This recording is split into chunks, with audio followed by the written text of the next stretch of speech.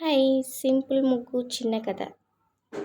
ఒక పిచ్చుక కొత్త గూడు కట్టుకోవడానికి అడవిలో తిరుగుతూ ఒక వాగు పక్కన ఉన్న చెట్టు దగ్గరికి వెళ్ళి, నేను నీపై గూడు కట్టుకోవచ్చా అని అడుగుతుంది. అప్పుడు ఆ చెట్టు, లేదు కుదరదు, ఇంకేదన్నా చెట్టు వెతుక్కో అని సమాధానం ఇస్తుంది.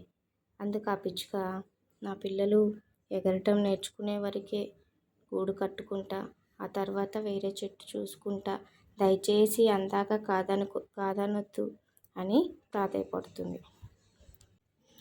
అప్పుడు ఆ చెట్టు, కుదరదని చెప్పాగా, ఒక్కసారి చెప్తే అర్థం చేసుకో అని పిచ్చుకకి చెట్టు గట్టిగా మందలిస్తుంది. పిచ్చుక నిరాశతో అవతలి వైపు ఉన్న చెట్టు దగ్గరికి వెళ్ళి, నీ మీద గూడు కట్టుకోవచ్చా అని బతిమిలాడుతుంది. అందుకు ఆ చెట్టు, అంతకంటే భాగ్యమా, సంతోషంగా కట్టుకో అంటుంది. పిచ్చుక ఆ చెట్టు పైన గూడు కట్టుకొని సంతోషంగా ఉండే కొన్ని రోజులకి ఒకరోజు గాలి దుమారంతో పెద్ద వర్షం వచ్చి మొదట పిచ్చుక గూడు కట్టుకుందామనుకున్న చెట్టు వేర్లతో సహా ఊడి వాగులో పడిపోతుంది.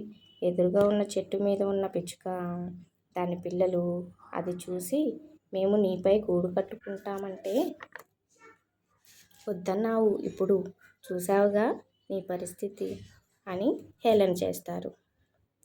అప్పుడు ఆ చెట్టు, వయసు ఎక్కువయ్యి నా వేర్లు బలహీనపడ్డాయి, కొన్ని రోజులుగా భూమిలో ఉన్న నా వేర్లు పట్టుకోల్పోతున్నాయి, ఇంకొక వర్షానికి కూడా తట్టుకోలేకపోతున్నాను, ఇలాంటి రోజు వస్తుందని తెలుసు, నాతో పాటు నీ ఇల్లు కూడా నేలపాలవుతుంది అని నాపై గూడు కట్టుకోకుండా ఆపాను అని చెట్టు చెప్తుంది.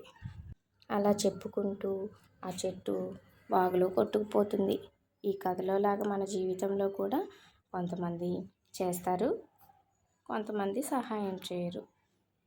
సహాయం చేయమని వారిని అలా సహాయం చేయని వారిని అపార్థం చేసుకొని ద్వేషిస్తూ ఉంటాం.